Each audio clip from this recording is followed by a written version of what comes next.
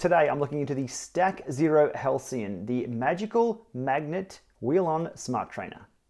Look, let's not jump ahead of ourselves and call this unit silent, because it's not silent. The unit itself has a bit of a hum to it when it does move the calipers in and out, and you're using a bike on it, which is metal on metal. You've got a chain, rear cogs, and chain rings. Metal on metal does make noise, and if you're clicking through the gears, you'll hear that. So it's not quite a silent trainer. It's as silent as you'll get. So it's up there with the Neo, Kicker 18, Kicker Core. Now we have the STAC Halcyon up there at that level. Not quite silent. The STAC Zero non-interactive trainer has been out for a while. The Halcyon has come along and added everything interactive to that, so sim mode and erg mode. Now onto all the technical details in 60 seconds, starting now. The unit itself is fully interactive, so erg mode for training, you have sim mode for gradient simulations up and down those hills. It's a wheel-on trainer, but you will need to supply your own wheel for this, alloy only. Bike compatibility is almost everything, comes with a standard quick release. If you need a through axle bike adapter, you'll have to buy that yourself. STAC have a discount code for Robert Axle Project. You'll also need to supply your own through axle spare wheel, which might get a little bit trickier. Supported standards, AMP plus FVC, Bluetooth FTMS, grade simulation of 7%, which is a little low. Power accuracy claims plus or minus 3% or greater than 3%, however you want to carve that up. Max wattage 2000 watts, battery operated, so it is portable. 10 hours of use with the current battery. It's microUSB rechargeable and you can use it whilst on charge. Flywheel weight of this unit is a bit of a weird one because it goes on a massive wheel, and position of weights really does matter when things are spinning along. So it does come with 2.3 kilos plus additional weights. You'll see this in a second. The Halcyon comes in a flat packed shipped box. Yes, I got all that right. And comes in about 12 kilos, so pretty easy to lug around. Price-wise, $7.99 US, and the upgrade kit, if you already own the STAC Zero trainer, the non-interactive one, comes in at $429 US. Alrighty, now onto the app and the configuration. There's a lot of tinkering that can be done with the app itself, and there's initialization, there's training modes, there's re-ride routes, there's everything in there. You can also upload a default erg to the unit itself, so if you have it out warming up for a race, you can set that to go and you've got your warm-up pre-programmed and you can get it done. There's a whole other swag of tricks when it comes to the app. We might cover those in another video entirely, but for now we can have a quick look here at the erg mode quickness. So you can tell it how quick to kick in that erg mode. There's even a simulation comfort, which allows you to adjust the feel of the bike itself and the ride based on your weight and your personal preferences. So there's a lot to tinker around with there. And to mention the look of the unit, again, because I've discussed this a few times on other videos and other podcasts, it's very industrial looking, very, what would you call it, an engineering aesthetic to it. Let's just say it's the kind of trainer you'd have if you run Linux on the desktop. Now, to use that analogy and to rip the band-aid off pretty quick, the build and the installation of this trainer, getting it up and running, is quite difficult. It's almost like compiling your sound card drivers from source code. Sure, the end result may be great. Getting there can be a little... Let's just dive into it now. Here's the unboxing. Okay, getting this party started, full speed ahead. Flat pack box, 12 kilos or so, easy to move around. Front wheels riser is included.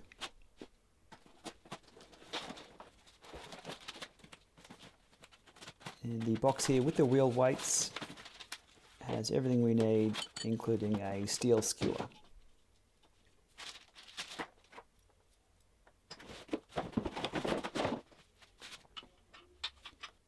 As you can see here, everything that comes in the box laid out somewhat neatly.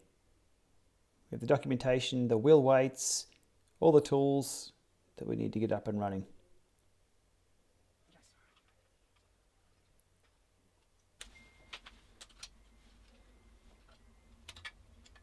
Okay, the wheel magnets themselves are in a transport configuration. You need to undo those, lock those in place with the pins. Now here's a tricky one. You have to screw on or bolt on the actuator motors here. This is one of the most difficult parts, I guess, of the installation. You can see here there's one you need to install from the top, one from the bottom. Tools are included, but quite tricky. Not something I'd really ask of people to know how to do or what to do, especially for their first smart trainer buy. Okay, all in place, ready to go. We need a few things. We need a bike, we need a spare wheel, we need that spare wheel on the bike. Okay, that's all done. Now bike on the trainer.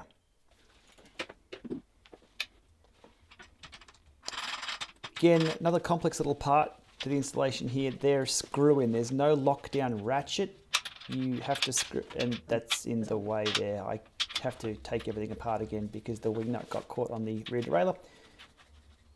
Installation both on and off the bike requires centering each time. It's a bit of a trick with this unit. So now onto the wheel weight installation itself.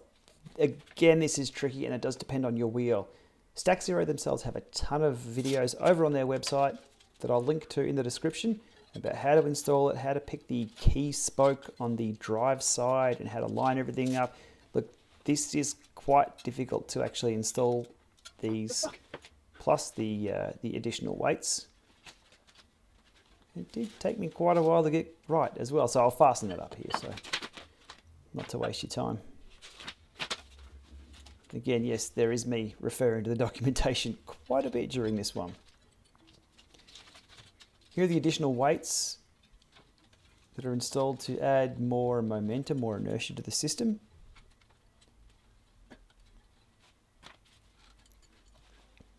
Again, referring to the documentation there. Yes, I had to for this one.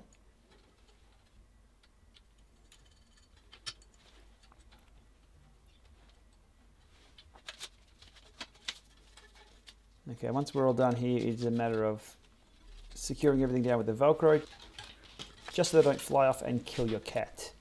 I might happen to be passing by halfway through a session, so everything's nice and snug. It's pretty secure, a lot secure, and very balanced. I thought it was going to be a little more unbalanced. The problem that I had here, though, is it was hitting my Ant Plus sensor that broke a while ago, so I thought I'd remove that nice and neatly. Then I thought I'd remove that with some force. So problem solved there. The Ant Plus sensor, it was never working anyway. So that comes off and we're happy to go. So next up, speed sensor installation, or the magnet for the speed sensor.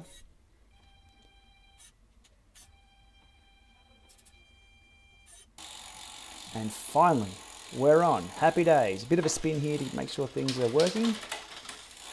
The Hokers don't have any cleats on them, so not a lot of effort put in here, just as we're spinning up to make sure everything works.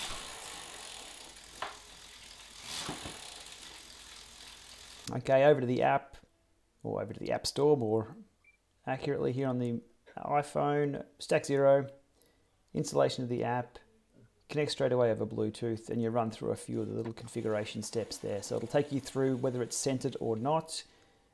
It'll make sure you've got the latest firmware. So doing its checks here.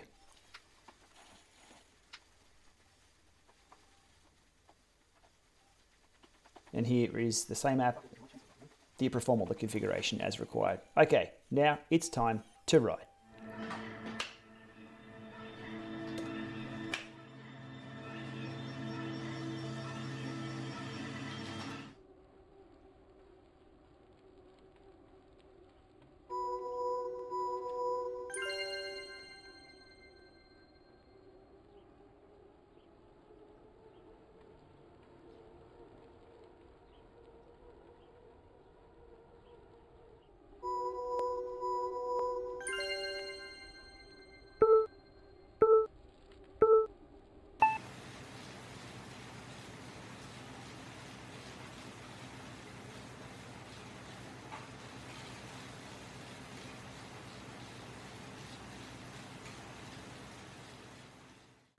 Okay, jumping over here to my favorite website on the internet, DC is an analysis tool where we can compare multiple power meters together with an overlay and see who's who when it comes to accuracy and response time. So what we have here is the first ride of the unit itself on Zwift using the Llama lab test under erg mode. So we have the Favero Aciomas, STAC Halcyon, and the standard 10-minute warm-up into the 20-minute steady state. So we'll dive into here, 20-minute steady state, and then into the sprint at the end there. I just won't capture that so it gives us a good scale there. So nice and smooth, pretty accurate, but not quite one for one. You can see here the 200 watt zone there. It's plus or minus 5, 6, 7 watts or so higher than the Aciomas, my source of truth. And then into the 250 watt zone, it drops down to about 10 watts to 15 watts to plus or minus, I'd probably say between 8 and 15 watts difference there in that zone. Now I think there's a reason for this, but we'll dive into that in just a few moments. Into the sprints, the unit itself was pretty good on sprint response. It allowed me to spin up and really get on top of the gear before it really threw that resistance in. So for sprinting, it really surprised me in sim mode. It jumps out of erg mode into sim mode for this section. Overshot the power numbers a little bit. by probably, look, it says here with the smooth option there about 50 watts. It was about 70 or 80 watts, and then sustained. It was a little higher on the Halcyon than it was, but is what it is. Into the overs and unders. This is a really interesting one. This is where the STAC Zero Halcyon really comes into its own with erg mode and resistance changes in erg. It is instant. It will kick you very, very quickly, which was very surprising given there's no direct connection here with any flywheel. But it did have a very, very quick response. That was a blessing and also a curse. I'll tell you why. What we've got here is the over and unders, and yes, the power numbers are different. That's just what they are. I won't go into why I think they're different. They're just different. This is two off-the-shelf power meters, the MicroUSB and the STAC Zero Halcyon.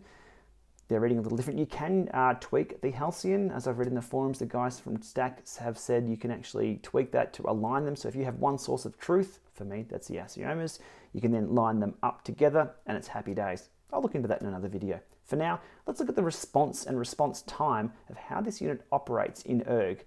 So both of these sections here and here are both 350 watts steady state. So they both kick in very, very quick. You can see the response.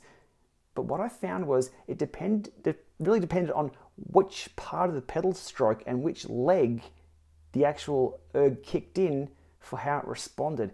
If that erg kicked in on a dead spot, it was so quick that it would really clamp down the watts and require me to really push over, really force that pedal over, and it would overshoot. That's the requirement of watts we needed. So we've got here, it's pushed me up here to 381 watts, and because it was so high, it then slowly brings it down to have the average being 350 for that session. So it sort of caught me off guard there. It was really based on the location of the pedal stroke of how that little short erg session actually worked. It might have kicked in a bit too quick. Again, I need to tinker around with the settings of that. The second one, I really preempted it kicking in and I spun up a little higher, and when it kicked in, it didn't really have to force any more resistance on the unit, and it was a little smoother. It wasn't correct with the two power meters, they weren't agreeing, but it was a lot smoother.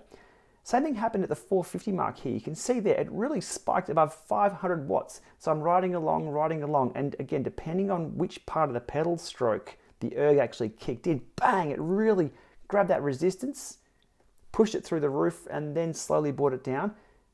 And the second effort, which is exactly the same commands sent to the trainer from Zwift for 450 watts erg, it was a lot smoother. So it depended on where it kicked. Very interesting. I haven't encountered this before, but I think it's because of that, how quickly this unit actually responds. Interesting one. Quickly scrolling down to the cadence, the Halcyon will estimate cadence in erg mode, but not very well from what we can see here. It's probably around, it's about 15 RPMs lower. It's tracking well, but not accurate. So my cadence here was on the Halcyon pedals, 98 RPMs, 97 RPMs, 98 RPMs, whereas the STAC Zero was reporting around 85. Not quite in the ballpark with that. Quickly scrolling down to the overall stats here, you can see here the max power on the Halcyon was 1302 and the max power on the Halcyon Duos is 1233, which is probably more accurate to what I'm actually putting out. So a little bit of overshoot there in the sprint. Jumping over to a TrainerRoad workout that I did with the same setup here, and it was a lot less smooth. So a very rough profile there for the steady state 200 watts, jumping up into another rough profile there for the 250 watts. So power discrepancies was about the same as we were seeing with Zwift against the Halcyon pedals, but really, really rough. The pedal stroke just wasn't really that consistent. This can be combated with a higher flywheel speed in the 5311, really flying things along and smoothing things out, but it just wasn't really that smooth. And you can see here again, with those initial kick-ins, with the shorter sessions there, again, the power discrepancy is still there, but you can see depending on where that erg mode kicked in, it did depend on how that 20-second went. If it kicked in a dead spot and really had to jam the power on or jam the resistance on, then I sort of had to recover from that and it came down in power. Or if it kicked in where the pedal stroke was being forced down, it said, okay, cool, you're pushing down the power, I won't clamp on things too hard. So, interesting. I've not encountered this one before, but it happens there in TrainerRoad too. Okay, more on the road feel and what it was actually like to jump on and start turning the pedals on the STAC Zero Halcyon. Well, it's a different trainer than something that is directly connected to a flywheel. Something like the kicker, the hammer, I won't say the Neo because the Neo is not directly connected, but the traditional trainer that has a belt, chain, and it's all interconnected. It was a very different feel to that. This Halcyon really rewards a smooth pedal stroke. As soon as you get choppy, it'll start sort of slipping through and really you'll feel like you're pedaling in squares. What I was finding with my rides on the Halcyon was the accelerations and decelerations on the dead spot and on the maximum force spot of the pedal stroke were really fatiguing me. I wasn't sure if this was due to lack of inertia in the rear wheel or too much force being put through the magnets on the back. It was quite different. This can be combated on erg mode by having a high flywheel speed. So that's what they were saying. Put it in the 5311, get that flywheel speed up. The more energy in the system, the more carry it'll have and the better ride feel. But if you're in sim mode and you're riding, say, Alp to Zwift, you're not going to be in the 5311. You're going to have a slower flywheel speed. So I will need to tinker a lot more with those in-app settings because what I was feeling was kind of weird. Look, the analogy that I'll use is almost like putting a sock on. Now, bear with me here. I'm down a rabbit hole for sure. But if you were to put a sock on, let's just say you put your leg up, you put a sock on nice and slowly, you grab it and you push your leg down. You put your other sock on, again, push your leg down. And you're doing this 90 times a minute because obviously 90 RPM. But what happens if you were to push down and you were to let go of your sock? Your leg kicks through and it just slips out on you. That's what's happening for me in both sim mode and erg mode. If you change your resistance too quick or you change your torque too quick, it just sort of slips out a little bit too fast. Again, another analogy, out on the road, if you're riding along at, say, 200 watts, 90 RPM, just along a flat road, you want to get up to 130 RPM. Same gear, you need to accelerate and start spinning quite hard, and it takes you a few seconds because you're accelerating your bike and your body, the mass. On a trainer with a flywheel on it, such as the kicker, the hammer, etc., to accelerate from the same scenario from 200 watts, 90 RPM up to 130 RPM, forget the watts, you just want to accelerate that. You have to accelerate that heavy flywheel, so it gets in the way. You've really got to turn the pedals hard, lift the power before you get to 130 RPM. On the Halcyon, because there's no real grab to it straight away, you can almost do it instantaneously, just really spin things up. So it's as if you're sort of slipping through that resistance unit.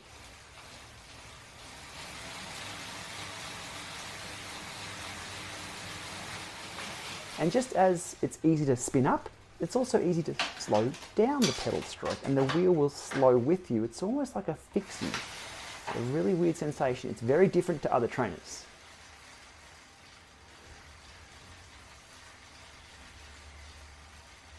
I had a few quick goes at changing the ride feel, but the app was crashing on me, so I will need to loop back onto this one when things are baked or better cooked in the firmware and within the app. This is not too dissimilar to what I was experiencing with the Wattbike Atom, where we were riding up a hill and you could accelerate super quick, catch it off guard, and spin out before the resistance kicks in. It wasn't quite that extreme, but it's almost the same as the Tax Neo virtual tire slip as well, where you're going up a really steep gradient and you can catch it out by putting a ton of torque on the pedals in a high gear and really spinning things up. It just feels like it's slipping out. The Halcyon really suffers from the same here if you've got a lower flywheel speed, or lower rear wheel speed.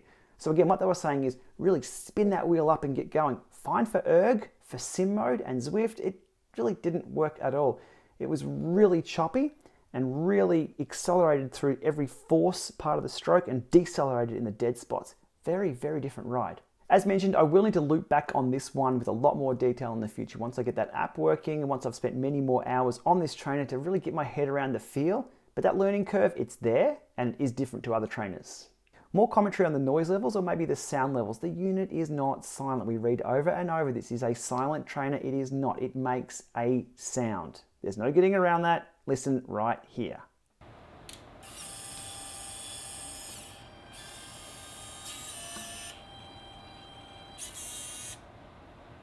That's not silence. But then the noise of your bike is also quite loud. And the system doesn't operate in isolation. You've got to put a bike on it to work. So it's as quiet as you'll get without going to a belt drive smart bike. Another good question that came in as I was testing this was, does the rim get hot? Yeah, it does. The energy has to go somewhere and that does go into the rim. It was hot to touch, wasn't burning hot. And I don't think this is a problem. Given you'll be using spare wheels anyway on this, you don't really even need a tire or rubber on these things. You just need a flywheel, I guess, to put the weights on. So it does get hot, not a problem though.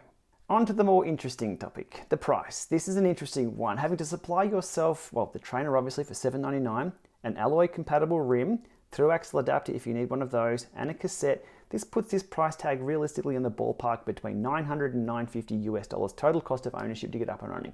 That then puts this in the realm of the Kicker Core, Elite Dorito, Tax Flux Es, the other versions of the Tax Flux, there's two of those. And for those trainers, I haven't had to explain putting on socks in regard to the pedal stroke and ride feel of the thing, and let's hope I don't have to either. So there is a learning curve with this one. Look, there's no question at all, the Halcyon does what it says. It's quiet, it provides erg and sim, and it provides a pretty good workout. The app itself's quite a few value adds in there as well with what it can do and the portability of the unit, no tire wear, etc, etc, etc. But it's up against the giants in this space. They're going to really struggle given there's a learning curve with this. And building it, as I said, it's like running Linux on the desktop. It works. As the end game, getting there can be a struggle. I think at $499 US with a wheel or a flywheel device or weighted device that you could put on your bike included, it'd be much better positioned up against those others in the marketplace. People would be happy to do the legwork themselves before getting on and doing the other legwork, see what I did there, to save themselves a few dollars. When it's really one-for-one competitiveness though, I don't know. It's going to be a tough one in this market. Look, stay tuned on this one. This is the kind of video that lights my inbox up because know that I've missed something and I've totally screwed something up or it's my problem here. But look, I'm coming in, this one, totally cold from a customer's perspective. I've got the box, I've unboxed it. I'm the average Joe, really I am. I'm 181 centimeters, 74 kilos. The Ant Plus standard actually defines me as pretty damn average. So that's my experience to date. Stay tuned if you are a STAC Zero owner or a STAC Halcyon owner. Let me know below. Is your experience different? I've really got to get my head around how it works in that sim mode, really smooth things out. But for now, I'll be putting my socks on, two hands with a firm grip. Thanks for watching. We'll see you soon.